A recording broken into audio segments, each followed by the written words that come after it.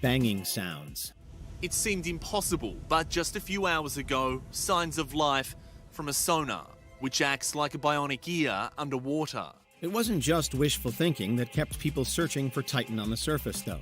There were also widespread reports of banging sounds, detected by sonobuoys dropped to listen for underwater noises. People were led to believe that the banging could indicate that the crew was alive and waiting to be rescued, again giving false hope to the families that they might be reunited with their loved ones.